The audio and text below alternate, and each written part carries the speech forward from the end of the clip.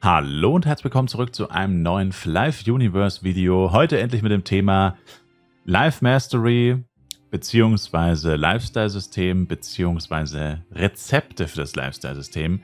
Die häufigste Frage ist, wie crafte ich XY? Und die andere Frage ist, lohnt sich das? Und ja, lohnt sich das? Das ist natürlich auch ein bisschen Ansichtssache. Also diese Frage werden wir jetzt hier nicht abschließend klären können. Aber wir können uns zumindest mal ein bisschen angucken, wie es funktioniert. Ich packe euch auch den Link hierzu in die Videobeschreibung. Beziehungsweise sind diese Daten auch auf Livepedia.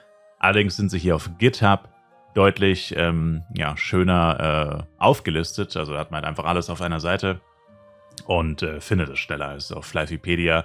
In Livepedia ist es halt hier wieder so eine Liste, wo man sich einzeln durchklicken muss, beziehungsweise muss man halt oben das Item eingeben, was man sucht.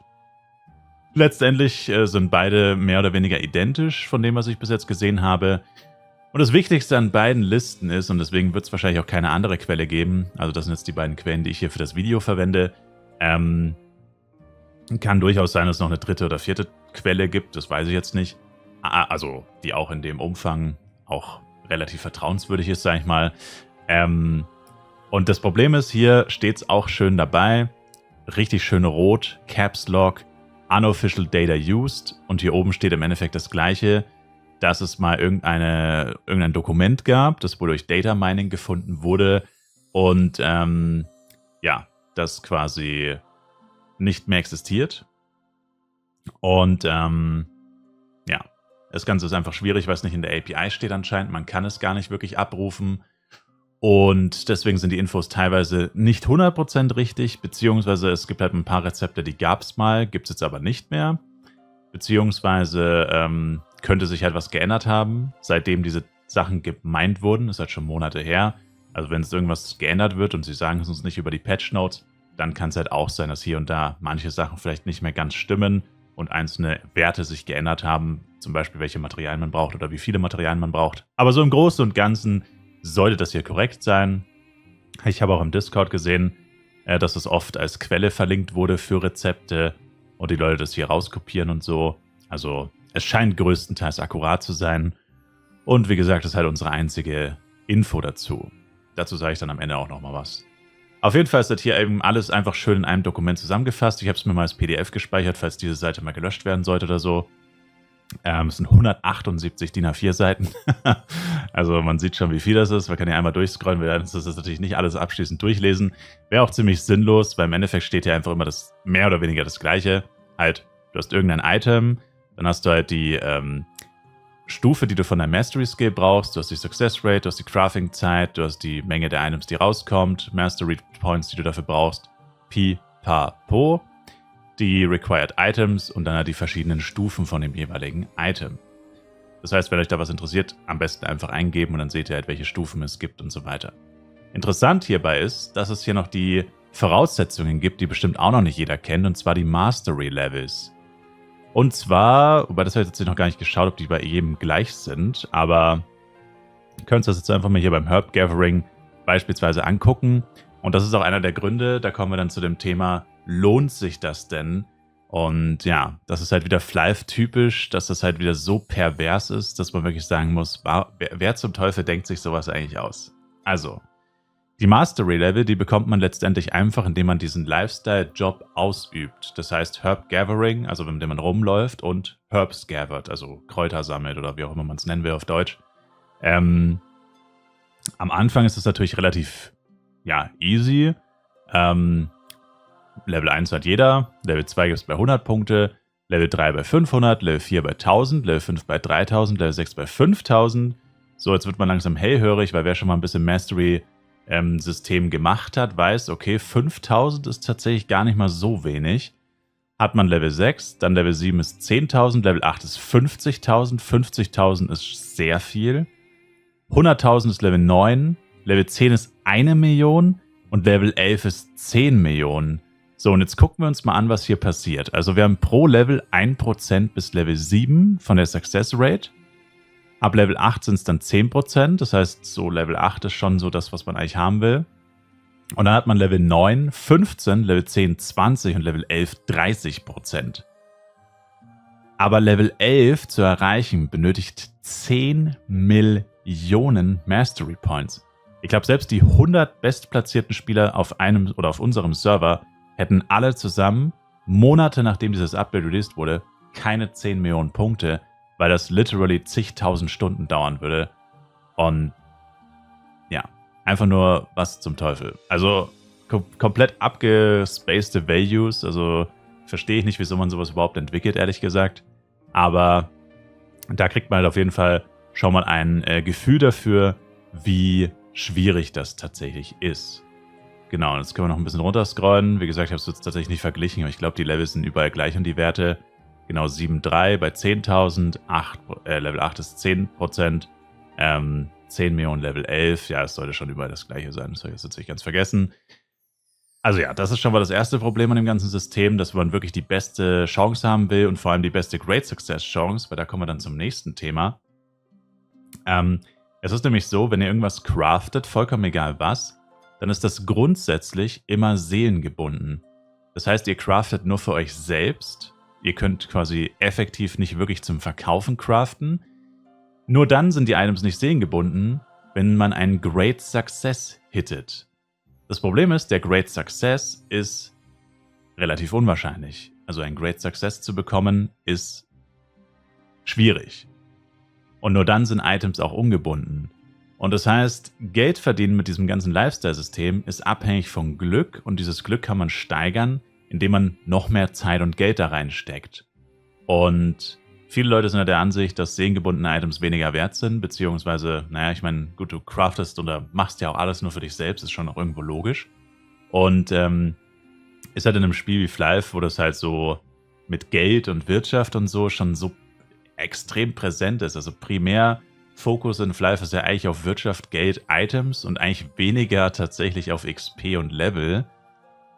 Also zumindest im Endgame auf jeden Fall. Und das ist halt natürlich schon auch nochmal ein bitterer Beigeschmack, dass selbst wenn man dann mal ein hohes Level hat, man selbst dann größtenteils immer noch eigentlich für sich selber craftet. Und nur bei Great Success kriegt man dann tatsächlich das Item auch ungebunden und könnte es dann auch tatsächlich verkaufen. Das heißt, wir werden, und das war ja eine der Hoffnungen von vielen Leuten, so Dexion, können wir mal kurz gucken hier. Dexion kann man ja plus 4 und 5 craften. Und halt auch plus 3. Und eine der Hoffnungen von diesem Mastery-System war, dass solche Items zum Beispiel einfach besser zu bekommen sind, dass sie günstiger werden und vor allem, dass halt auch bessere Items auf den Markt kommen. Aber mit diesem Hintergrundwissen, mit dem Great Success eben, dass man den braucht, um das Item ungebunden zu bekommen, mit diesem Hintergrundwissen versteht man halt, okay, naja, es ist doch relativ unwahrscheinlich, dass das passiert, weil die meisten Items, die hier gecraftet werden, die meisten Dexions plus 3 oder falls es sogar jemand hinbekommen sollte, plus 4 und plus 5 zu craften, werden halt einfach seelengebunden sein. Und das heißt, man farmt diese ganzen Materialien, man craftet sich dumm und dämlich, man gibt unfassbar viel Geld und vor allem Zeit aus, um dieses ganze Zeug zu sammeln und immer wieder zu probieren. Und die Mastery Points sind auch nicht unerheblich, die man dafür verwenden muss. Letztendlich, um dann einfach nur seelengebundene Items zu craften. Und ich meine, klar, einen seelengebundenen Dexion plus 5 zu craften ist jetzt erstmal keine schlechte Sache. Aber erstmal muss man an den Punkt kommen, wo man Dexion plus 5 überhaupt craften kann. Und da muss man an den Punkt kommen, dass man, dass man 2 davon hat. Und dann kann man immer noch sagen, okay, jetzt hat man so viel Zeit und Geld investiert, da hätte man sich tatsächlich auch einfach einen Marksman-Ring kaufen können. Der gibt zwar vielleicht 5 Decks weniger, aber dafür 5 Crit-Damage noch. Und das ganze System wird im Endeffekt so ein bisschen in Frage gestellt. Und ich bin auch der Meinung, dass manche Werte einfach keinen Sinn ergeben, muss man wirklich sagen. Und ja, wie gesagt, ihr könnt es euch einfach mal selber in Ruhe angucken. Das waren jetzt nur so ein paar Beispiele. Ihr seht, es ist viel zu viel, um das alles durchzugehen. Aber ja, danke auf jeden Fall an die Leute, die das hier zusammengestellt haben. Da kommen wir nochmal zu dem, was ich am Anfang gesagt habe. Ich verstehe halt nicht, warum sowas erstens nicht in der API ist und zweitens generell nicht, warum sowas überhaupt nicht mit uns geteilt wird. Also ich meine, woher zum Teufel sollte man irgendetwas davon selber herausfinden? Das ganze System ist wirklich so, in Anführungszeichen, konzipiert, dass man unfassbar viel Zeit und Geld investieren muss und dann kennt man nicht mal die Rezepte. Das heißt, du weißt eigentlich gar nichts. Du weißt eigentlich nicht, also von Ingame-Standpunkt, du weißt nicht, wie viele Mastery Points brauchst du. Du kennst die Success Chances nicht, außer du hast das entsprechende Mastery-Level erreicht. Du weißt nicht, sowas hier zum Beispiel auch, welche Materialien kriegt man überhaupt? Und so, also diese ganzen Infos, die auf dieser Website zusammengefasst sind, 90% davon kriegst du in-game nicht. Wahrscheinlich sogar 95 oder 99% davon sagt dir das Spiel nicht. Du weißt das einfach nicht. Wir wissen das nur, weil das hier gedatamined wurde. Und das ist halt für mich so ein bisschen unbegreiflich, weil Flive ist sowieso ein Game, das einem irgendwie gar nichts sagt. Aber in diesem speziellen Fall muss man einfach sagen, das ist ein komplett neues System.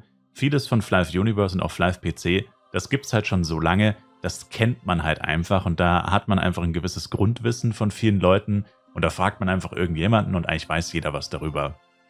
Ob das dann 100% korrekt ist oder wie auch immer, sei mal dahingestellt, aber zumindest ist es kein großes Mysterium, ne?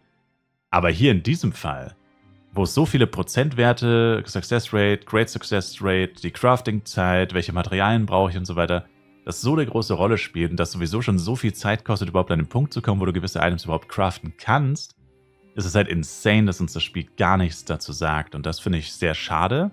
Trotzdem, wie gesagt, cool, dass das hier Leute halt eben rausgefunden haben und zusammengetragen haben. Aber alles in allem, wenn man sich das alles so durchliest und anguckt und die Success Rates und die Items, die man braucht und die Mastery Points, also der größte Struggle sind wirklich diese Mastery Points. Ja, das ist einfach nur insane. Und ist auf jeden Fall sehr schade. Und ich lasse euch jetzt in den Feierabend gehen, quasi mit der Info. Guckt euch diese Website einfach an. Sucht die Items, die ihr vielleicht craften wollt. Guckt euch die Voraussetzungen an. Was braucht ihr dafür? Und ja, dann könnt ihr selber entscheiden, ob sich das lohnt oder nicht. Also ich persönlich würde sagen, aktuell so wie es ist nicht. Hauptsächlich deswegen, weil auch vor allem alles sehengebunden ist. Überschüssige Items oder Geld verdienen ist mit diesem System quasi nicht möglich, weil ihr alles, also das meiste craftet ihr sehengebunden. Ich meine, man hat die Chance, wenn man ein gewisses Mastery-Level erreicht und so, hat man irgendwann die Chance tatsächlich auch massiv oder in einer relativ großen Menge, falls man so viel craftet, tatsächlich auch ungebundene Items in einer halbwegs großen Stückzahl zu verbreiten. Aber wenn man sich anguckt, wie viele Mastery Points man dafür braucht, ist das halt wiederum extrem unwahrscheinlich, weil so viele Mastery Points hat keiner und wird auch wahrscheinlich niemals jemand haben, der nicht zigtausend Stunden und aber Millionen, Milliarden von Penya da reinbuttert. Und letztendlich, um das ganze Penya und die ganze Zeit zurückzubekommen, so viel wirst du niemals craften können. Und ja. Aber egal, letztendlich muss es jeder für sich entscheiden. Und ich sage auf jeden Fall danke euch vielmals fürs Zuschauen. Wie gesagt, Flyvepedia ist auch noch eine Quelle, also hier kann man es auch alles nachgucken. Wenn einen was interessiert oder wenn man so ein Rezept wissen will, dann ist Flyvepedia wahrscheinlich schneller. Ihr müsst halt erst auf diesen Link klicken, auf die Website gehen von GitHub und dann halt mit Steuerung F suchen. Da kann es hier dann durchaus auch mal vielleicht ein bisschen übersichtlicher sein, je nachdem, was ihr halt machen wollt. Aber grundsätzlich, wie gesagt, habt ihr beide Quellen. Und ja, danke euch vielmals fürs Zuschauen. Ich würde mich auf jeden Fall selber ein Like, Kommentar, ein Abo von euch freuen. Schaut auch im Livestream vorbei auf Twitch. Link dazu auch in der Videobeschreibung. Und wir sehen uns im nächsten Video wieder. Bis dahin. Ciao, ciao.